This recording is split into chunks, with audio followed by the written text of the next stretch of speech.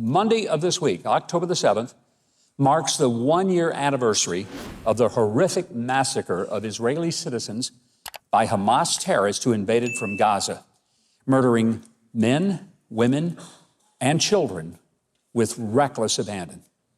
They violently raped mothers in front of their own families, beheaded and burned babies in their own homes, executed over 1,200 Israelis in cold blood. Many of them were young adults attending a concert. They not only carried out the worst slaughter of Jews since the Holocaust, but they did it with a demonic pride and videotaped their evil deeds on cameras because instead of hoping no one would discover what barbarians they were, they wanted the world to know. Iran-funded Hamas terrorists boasted in phone calls to their families how many Jews they had personally murdered that day. They still hold hostages, including at least 4 Americans. Bet you haven't heard about them in a while. Since October the 7th of last year, Israel has been in a fight for its existence. Attacks from Hamas from Gaza, Hezbollah in Lebanon, and the Houthi rebels in Yemen have been relentless, and every bit of it financed by the Iranian regime, who had been mostly bankrupted by the Trump administration's sanctions, but were enriched from the very day Joe Biden took office because he removed all the sanctions. They went from near bankruptcy to being bankrolled, and the money that flooded their coffers, that's what was used to arm the terrorists and kill innocent civilians. Israel has no choice but to eradicate not just the arms and legs of the Iranian-funded proxies. They've got to take out the mothership of the Iranian regime once and for all, not only securing Israel's survival, but freeing the people of Iran who have suffered immeasurably for the past 45 years under these fanatical soldiers of Satan. Now, it's also been a week of devastation in the Carolinas and Georgia due to the apocalyptic damage caused by Hurricane Helene. Hundreds dead, hundreds more missing, and property damage into the hundreds of billions of dollars are the top line to a story that's ultimately going to leave entire cities destroyed, infrastructure such as roads and bridges washed away, and homes demolished. In what may be the most disgusting response imaginable, FEMA, which is a part of the Department of Homeland Security, announced that it wouldn't have enough funds to meet the needs. But they are finding enough money to transport, house, feed, provide medical assistance, and cash assistance to 20 million illegal immigrants. Now, some of these immigrants aren't even crossing the border. They're being flown into cities in the United States on government planes from their home country, and you paid for them. Let that sink in. 20 million people who have come into our country having broken the law are being taken care of. But the U.S. citizens who have paid taxes their entire lives are being told there won't be assistance for them. Well, thank God for organizations like Samaritan's Purse, who mobilize within minutes of the tragedy and who will be there until the job is done.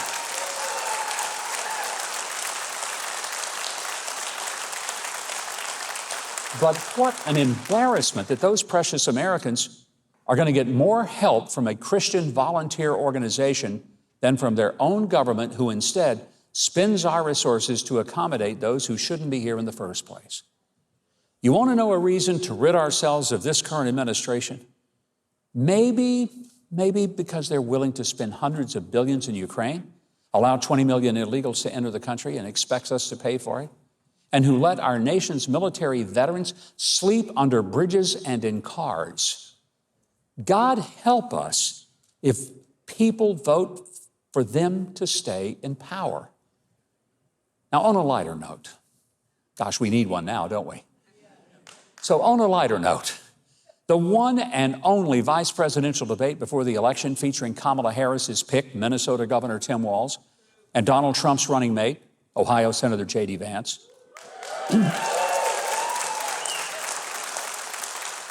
Can I just say it really wasn't very pretty for Tim Walz, okay?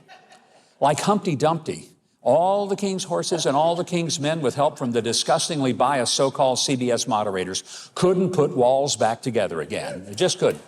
It was a tough night for him. It was so bad that even the Trump-hating New York Times had to admit that Vance dominated in the debate. Poor Governor Walz came across like Elmer Fudd without a shotgun. At one point, he admitted he lied about being in China's Tiananmen Square during the 1989 uprising, and he actually called himself on the debate stage a knucklehead. Hey, score 1 point for truth-telling right there. That was the one time he owned up. Now, the CBS anchors were insufferable, and they boasted that they had a mute button. You know what? They should have used it on themselves and shut up and let the candidates talk. Mute them. Just when you didn't think the media could be or act more biased, they jump up and shout, "Hey, watch us." Hey, folks, we're less than 30 days from the election. As Smokey the Bear says, only you can prevent forest fires. Well, only you and your vote can keep this country from collapsing from within.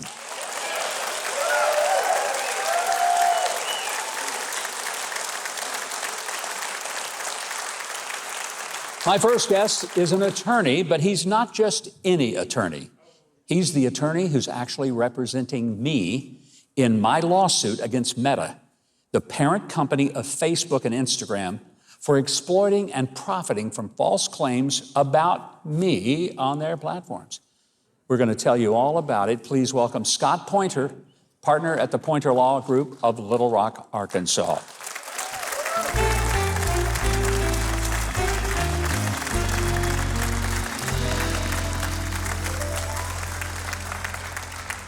Scott, in 7 years of doing this show, I've never done a segment that is really about me. But this time it is. And I want not just our studio audience, I want our television audience to understand why I'm suing Facebook. It's really, it's not the thing you want to do, but I didn't feel like I had much of a choice. So why don't you help our audience understand what they did and why that we have a lawsuit against them? Well, first of all, there's an Arkansan right there. I'm glad that you came over. Go Hogs. Yeah. You know, a lot of people will ask, well, why are you suing Meta? Why are you suing Facebook? Yeah. Because the ads that falsely portray you are trying to sell CBD gummies. And we're suing Facebook over it because they put it out there. Their algorithm pushes it. They reviewed, they profited from these ads. And so they're at fault because in the end, because of the things that I just talked about, it's their ad. Well, and I want to put up on the screen, I think we can see it. This was the original Facebook story that came out. And one of the reasons that I want to really launch this whole thing on this show is because, as you can see, it says Huckabee on TBN is officially canceled. He's walking away from his own show, his reason why shared on air. First of all, my contract just got extended. So I'm not being thrown off. I'm not walking away from the show. Yeah. We're going to keep doing it. And I was the first person to be more surprised than anybody that my show was being canceled. All of that was a lie. But the bigger lie, if there could be a bigger lie than that, was it the reason, and in the article, it said that I had a very serious autoimmune disease, that I was in such poor health that I could barely function, and that I had to have my show canceled. Now, that hurts me professionally and personally. And I think part of the reason for the lawsuit is to say, you can't lie about someone that's hurtful to them. Well, that was really bad, and you look great. Thank you. Thank you very much. When your lawyer says you look good, you know, that's a good thing, right? Very healthy, but the ads all say that you aren't healthy. Yeah. You are. They also falsely say that you're a big supporter of CBD gummies now and that you own a portion of a company that does sells these kinds of products. So they're lying about multiple things in the ads. I think it's important to note that I have never, ever had a CBD gummy.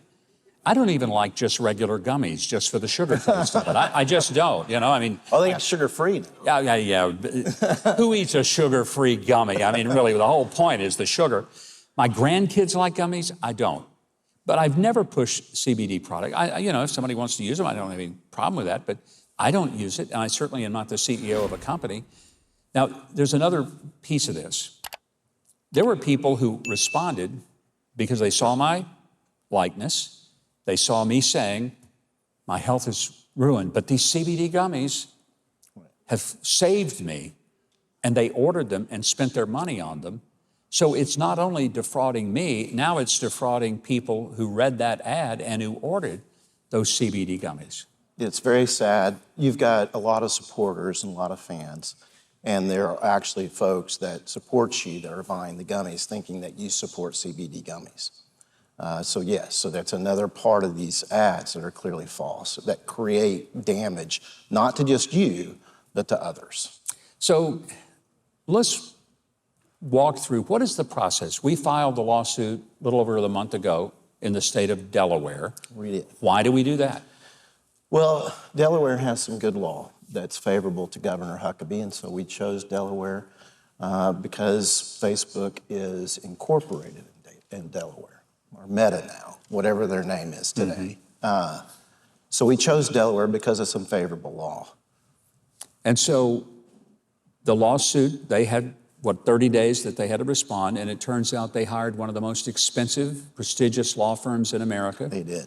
Which tells me they're taking this very seriously. They are, and they have 4 partners from that law firm. So you can take some solace in that you're causing them to spend thousands of dollars an hour to defend your lawsuit. Maybe they'll decide to settle before we go to trial. Who knows?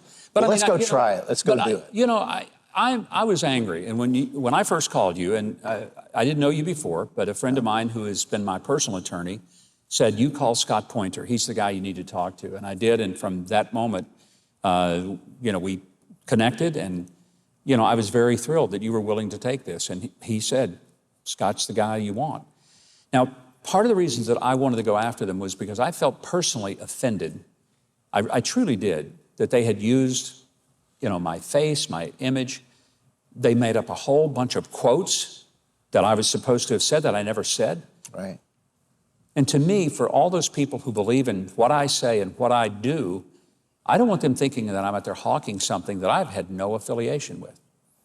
Particularly when it's something that you're against. But like I said before, the harm is not to just you, but a lot of your supporters that went online and bought the products. Well, I want to get into what the steps are, where it goes. We're going to talk more with Attorney Scott Poynter, and I want you to be aware of this story. You're going to be hearing more about it. I have a feeling the national news will be picking it up very soon and talking about it, but, this is not just a symbolic thing. I'm serious about going after them because if somebody doesn't stand up to these folks, they keep doing it. And so the only way to stop a bully is to stop the bully. More of my conversation with Scott Poynter when we return. We'll be right back. Keith Bilbrey, he may be a witness for the plaintiffs here. He's going to fill out the rest of the show for us. Keith? Well, that's right. Still to come, syndicated columnist Ron Hart giving us his unique take on the presidential race. And later, Cissie Graham Lynch reveals how you can get a free prayer guide to make you fearless this election season. That's all ahead on Huckabee.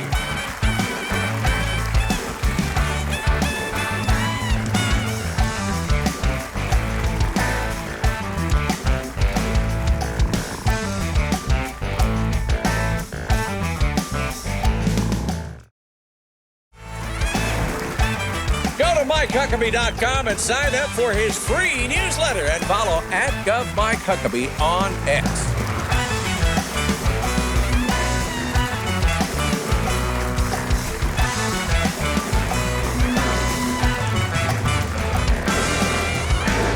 Oh boy, coming back in with the music of the James Gang, that song, Funk 49, Joe Walsh on the guitar.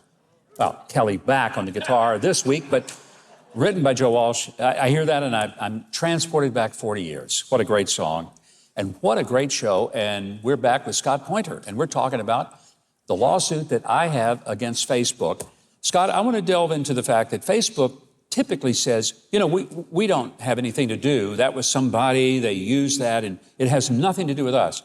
Now, here's why that is a big lie. Facebook has put me in Facebook jail because they didn't like something that I posted. I have dozens of friends who have had their content censored by Facebook because Facebook said, oh, you can't talk about COVID, or you can't talk about elections. You can't, whatever it is that they can't talk about. So if Facebook can monitor somebody who only has a few hundred followers, as they sometimes do, let me just ask out of curiosity, have any of you who use Facebook, have any of you ever been put in Facebook jail? Have you gotten in trouble? Yeah, okay, several of you have. Those of you that haven't, what's wrong with you? But I mean, seriously, there's probably a couple of dozen, maybe 3 dozen of you that just lifted your hand. So I got 2.3 million followers on Facebook. Are you telling me that they have no idea what's going on, but they monitor people who may have 300 followers? Right. Well, I've been in Facebook jail. You have, okay. And so I like you better. Yeah. And also, Poynter Law Group has a Facebook page where I make entries, and I've been denied certain blog posts that I've put up there. So I know just as well as you do and your audience members that they do review content. But additionally, here they got paid for that content because they can push it through the algorithm. You know, if you tell your wife, hey, I really like that new Ford Expedition, and you just say it. Some of us think that our phones must be listening to us because all of a sudden on Facebook, you start getting all the Ford Expedition ads, right? Yeah. So they are listening, they are watching, they are reviewing, they are getting paid for it. The truth is, Facebook, 98% of their revenue is from advertisements. They're an advertising company. Yeah. But they like to say, no, we're not. We're just an internet platform. We don't know what people are doing. We're immune from anything that people post because we have nothing to do with it. Now, they hide behind Section 230 of the FCC code that says that it's sort of like they're just not responsible for anything other than they open the line and you get to talk. Right. But the truth is, when they start shutting one party down, it'd be like the phone companies say, you know, we've been listening on your calls, and we don't like what you said to your aunt. Right. We're going to disconnect your phone line. That's what Facebook is doing. So how can they argue immunity? How can they argue distancing from it? Scott, this past month, Facebook censored ads for the movie Reagan. That's right. Think about that. Twice elected president of the United States, one of the best presidents we've ever had. Phenomenal movie about him. We had all the stars. We had Dennis Quaid, John Voight, Penelope Ann Miller, and Jennifer O'Neill all here on this very stage a month ago. Great movie. And Facebook censored the promotion of the movie Reagan. Now, why would that be offensive to anybody? It shouldn't be at all, and I don't understand why they say, one, that we have nothing to do with content when they clearly mess with content all the time, whether it's censorship or review of our ads or review of our posts. And in this instance, they reviewed those ads. They profited from those ads, and then they pushed it themselves through an algorithm. So under the law, that makes the ad their own, okay? So they aren't immune, but the Congress decided to give them a limited immunity, I think in 1996. Yeah. And they try to stretch it at every turn to make it as expansive as they possibly can so that they're immune from anything that they do. You know, my goal, I'm not a big fan of Mark Zuckerberg. He gave $400 million to Joe Biden's campaign in a way to try to influence the last election in 2020. And I doubt he likes me. I'm pretty sure he doesn't. He may not know me, but before this is all over, I hope he not only knows me, but I hope he likes me a lot less. And I hope I cost him at least as much money as he spent on Joe Biden. That would be my goal. I would be delighted to see that happen. And I have a feeling you would be delighted to. Well, I was going to say me too, because we're on a contingency fee agreement. So I'm all in on that, Governor. The more the merrier. But you know, it's honestly about that I want to protect not just people like me, but there's a lot of other people who totally get ripped off. And this ad ran for months. And, you know, when Facebook tries to pretend they didn't know anything about it, no one contacted me and said, is any of this true? Because the answer would have been, no, it's not true. Take it down. Scott, I'm anxious to continue to keep the discussion going. We'll keep our audience up with what's happening. And you can keep up with the case as it continues by going to Scott's guest page at Huckabee.tv. Now, Keith, I don't know if you know this, but you are under oath. And it is now your duty to tell us what's next on the show. Well, my plea is that we've got some great guests on the way, including husband and wife Americana duo Gold Pine with an amazing performance. And next, a visit from one of our favorite guests, Ron Hart. Keep it right here on Huckabee.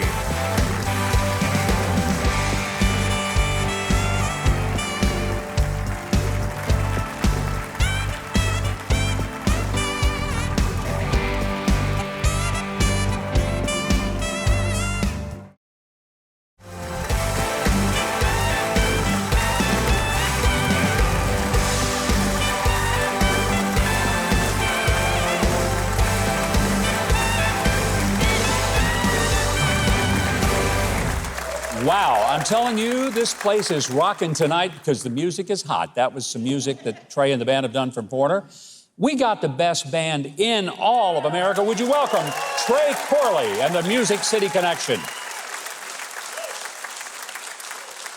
Well, my next guest is a longtime friend of this show. He's one of my favorite people to talk politics with. I want you to welcome syndicated columnist and humorist Ron Hart.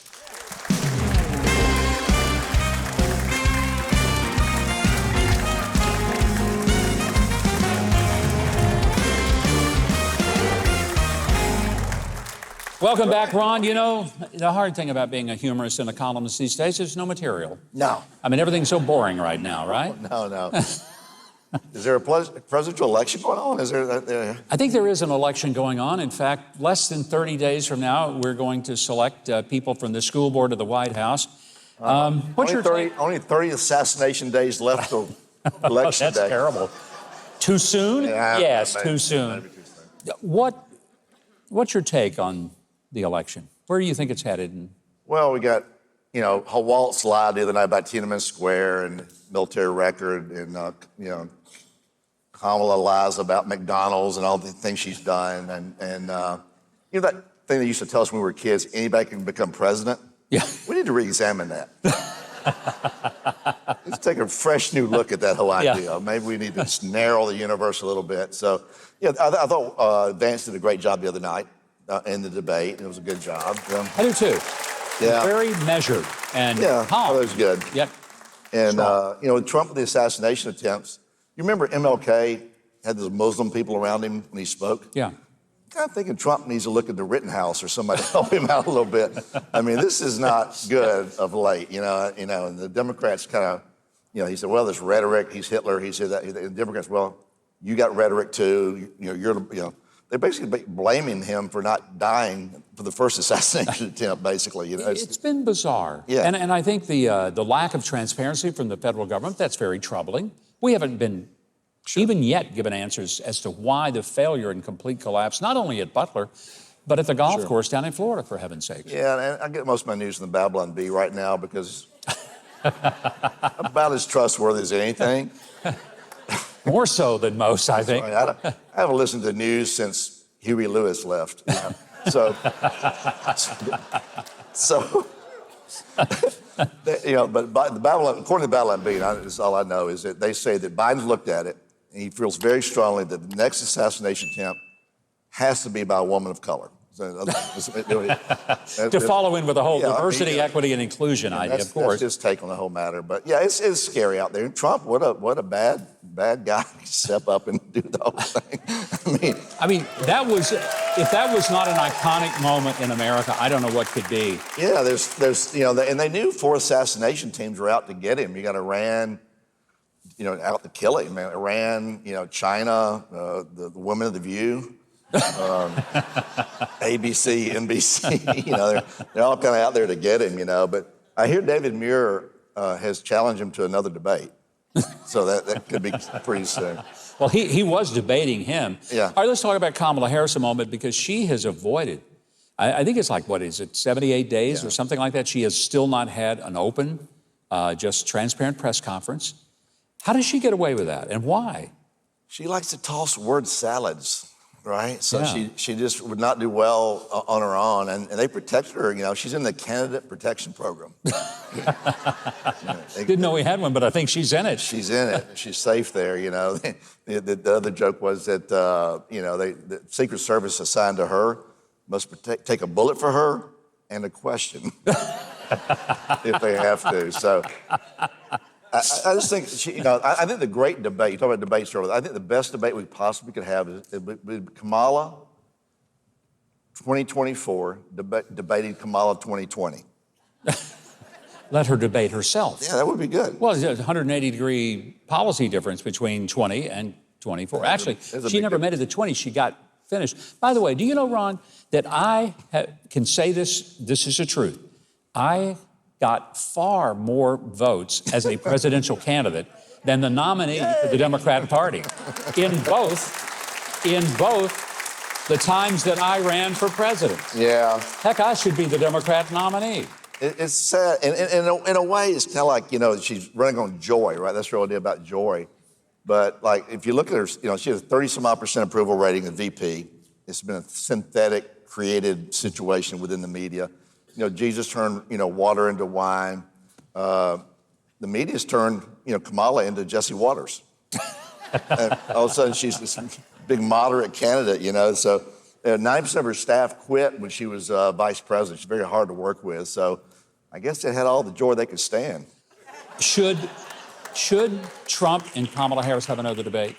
Trump says no. She says she wants one. I can't imagine that she really does. The internal polling, I don't know what the internal you saw internal polls back in the day. Yeah. Do they differ vastly from what the public gets? Sometimes, sometimes a home-cooked poll will tell the candidate he's doing or she's doing great. Yeah. When maybe that's not true. Well, you saw the difference between the vice presidential debate the other night and Trump's like a WWF wrestling contest. And then that was pretty cerebral the other night. And then Walz, he comes out there, he looks like the skipper from Gilligan's Island. Like, Well, we know what the skipper did with the boat. He wrecked it on an island, didn't he? I know. You're sitting there, you're going, okay, yeah, he's funny, he's kind of cute, he's kind of a knucklehead, but we all know who got us here, right? The skipper. Well, let's hope we can survive this election. Yeah, Vance is very comforting. They made him out to be such a villain. He had nothing but upside the other night. And the same thing with Biden in the first debate. Everybody knew we knew he was a walking corpse, but the nation got to see it. 80 million people watched the vice presidential debate the other night. That's pretty engaged. That is pretty impressive. So hopefully it'll work out. I hope so. Ron, always a thrill to have you here. You can plug into Ron's social media by going to his guest page. We will connect you if you go to Huckabee.tv and get you straight to our friend Ron Hart. Now, our very own social media darling, Keith Bilbrey, is going to fill us in on the rest of the show. Keith, take it away. Well, I am big time, I'll tell you. And I can always tell you to stick around as we've got music from Americana sensation Goldmine. And next, Cissie Graham Lynch gives an update on the relief Samaritan's Purse is bringing to those affected by Hurricane Helene. You're watching Huckabee.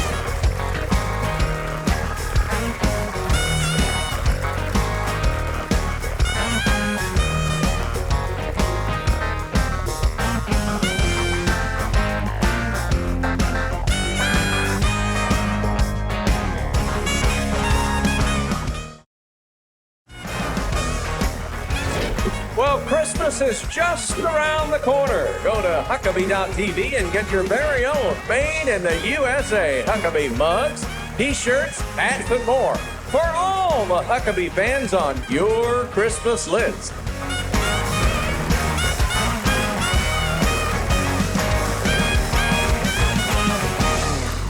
Well, just like the band, I'm sipping my water here from one of these great mugs that you can get, so I hope you will. Cissie Graham Lynch is part of the famous Billy Graham family, but she has blazed her own path, spreading the gospel and advocating for women, children, and millennials, and as part of the Billy Graham Evangelistic Association, as well as Samaritan's Purse. She's got a podcast. It's called Fearless, and a brand new book called Fearless Family, an 8-day election prayer guide. Would you please give a big welcome to Cissie Graham Lynch? Cissie, great to be with you. A lot of our audience may not know that we co-anchored this big prayer march in Washington, D.C. What was that, 4 years ago, something like that? It's hard to believe. A lot's changed in 4 years, hasn't it? Yes, it has. A lot has changed. That was one of the most stressful days of my life, but whew, next to you, you're like smooth sailing. You've done this a time or two. It was fun. You were terrific. I thought, well, she's a television pro. They've never asked me back. Come to think of it, Cissie, they've never asked me back either. Maybe we weren't so good. No, I don't know that they've had another one of those, but let's start with something that is very close to you because you live in Boone, North Carolina. That's where Samaritan's Purse is headquartered. It's also one of the areas that was busted by this horrible hurricane. Yeah, the widespread destruction of Hurricane Helene has just been devastating. Samaritan's Purse is served all over the world, all over this country, but now we're serving our own hometown. And it hits a little different when you serve your own neighbors. Yeah. Just down the road from Samaritan's Purse, a road that I've passed almost every day of my life. On the way to work, we pass it, and these are neighbors. We're going into their home and serving them. Our teams, our volunteers are some amazing people. Yeah. You know that. Your wife is one of our amazing volunteers. She wears those orange shirts. She's a part of our army. Your daughter we were serving in Arkansas. Yeah. She goes out and helps. So we're thankful to your family. But the road ahead is long. And so Samaritan's Purse is there to serve when people are in the ditches of life and facing the storms of life, to tell them that there is a God that loves them, that he hasn't forsaken them, but we take care of their physical need, whether that's tarping their roof, chainsawing trees that have been fallen down, mud out, gut out the home, or rip out drywall if we need to. But there's a spiritual need. Yeah. And the Billy Graham Evangelistic Association has chaplains. They partner with Samaritan's Purse. It's an amazing partnership. But the chaplains go in there and they love on these homeowners. They wrap their arms around them. They just listen. Sometimes people just need to talk about what they've been through, to process it, but also to tell them about the love of Jesus. And we get a front row seat at Samaritan's Purse and the Billy Graham Evangelistic Association to see God's goodness. We know that he's always working for his good, that even in the midst of devastation, he never forsakes us. So there are some sweet moments we get to see in the devastation. It's so powerful. Samaritan's Purse, a lot of people may not understand. They do the physical things, the things that are very practical and useful, like you mentioned, chainsaws, getting rid of the trees, helping people put a tarp on their roof to keep the water out, helping them to clear the debris from their yard and deal with the mold and all the things that they do. But they never do just that. They also minister to them, as you have described. But I read that just this week you've established a significant medical center in Boone because the hospitals are destroyed. Yep. So people don't have a way to get medical care.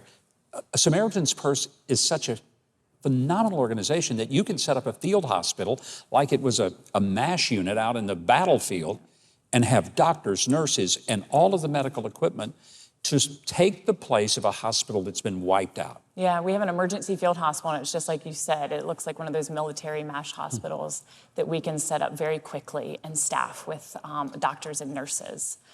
We have one set up in the community next to Boone. We also have some smaller clinics and facilities that are to fill oxygen tanks for people. I mean, the infrastructure's gone. The difference between this hurricane and like some others, it has wiped out the infrastructure and people are stranded. Yeah. Roads are gone. And so Samaritan's Purse has also been coordinating helicopter air flights where we are providing some medical needs, some water, and just some quick emergency needs that can get to those hard-hit areas that have been isolated. And people are stranded to a point that if they're diabetic, they can't get their insulin. They don't have refrigeration to take care of their insulin. Yeah, we have the insulin on those medical flights for people. So get their... So we're talking, I mean, we hear a lot about Asheville and the areas around Western Carolina. On a scale of 1 to 10, just how bad? I mean, because even the camera crews can't get there and see all of it. We've seen it and it's horrible, but a scale of 1 to 10, how bad is this impact? It's devastating. I mean, a 10, you're in the middle of it, you're in the heat of it. It's a 10. I come from South Florida, I just moved back to Boone 2 months ago, where Hurricane Ian hit our home in Fort Myers, Florida. And the road ahead is long. Yeah. And your emotions are like in the balance.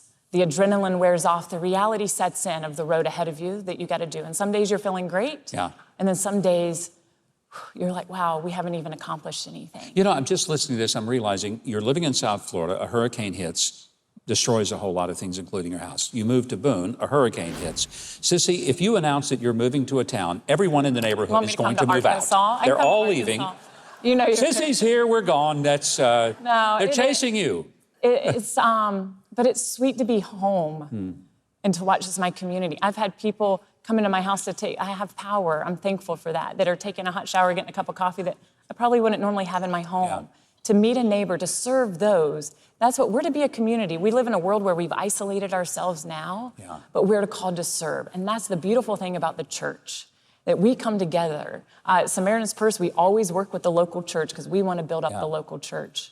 Well, we have a lot more to talk about with Cissie Graham Lynch, and she's going to stay with us. I want to talk about this book, Fearless Family. And so we will be right back in a moment. But Keith Bilbrey right now is going to tell us all the stuff that's still yet to come. Keith, it's all yours. Still to come, an interview and performance from the red-hot Americana duo Gold Pine. And next, how you can get your own free prayer guide for the upcoming election. Keep it right here on Huckabee.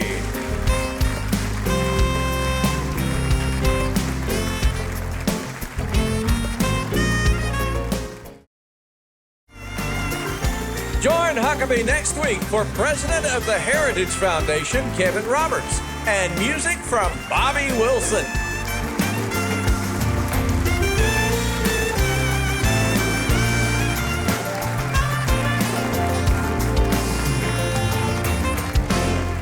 Welcome back. We are still with Cissie Graham Lynch. We're talking about not just the hurricane, but I want to talk about this book that she's put out. It's called Fearless Family.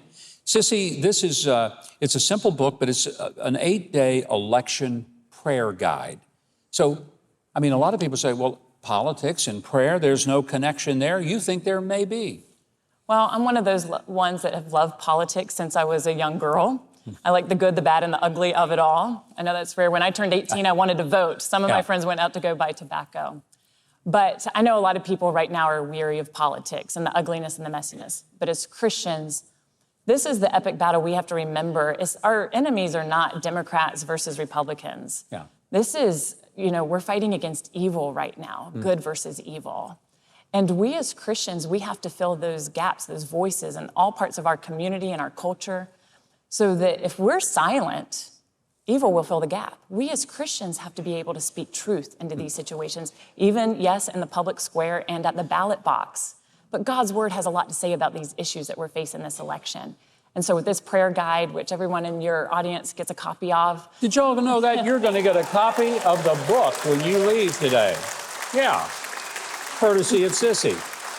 But I want people to look at God's word and open up God's word to see what he says on these issues.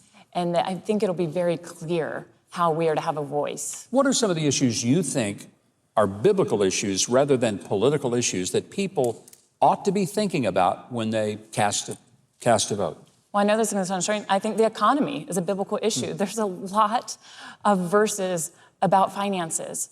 But when the economy suffers, the church suffers. Tithing is down, and we can't keep up with inflation. Yeah. And when tithing's down, it's like right now we're facing, after the hurricane, a disaster ahead of us. It's the churches and the private organizations that are in there doing the job, not the government. Yeah. And so those things... They are. My wife and I sent a significant contribution Monday to Samaritan's Purse. We don't trust anyone more than we do Samaritan's Purse.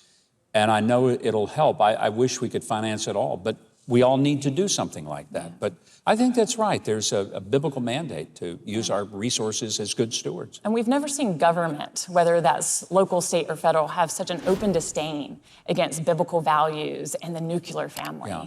If we stay silent on our children's education, evil's going to fill the gap. If we stay silent on the sanctity of life, we have a political party that has such a zeal for abortion. Yeah. And that they were signing into laws that they don't even have to save a child that survives a botched abortion. That's evil. Yeah. When, you have a political party who once again has such a zeal to have encouraged children to question their God-given gender, and that would encourage mutilation and take toxic hormones, that is evil. We have to stand against that. So it's all biblical. It's not political.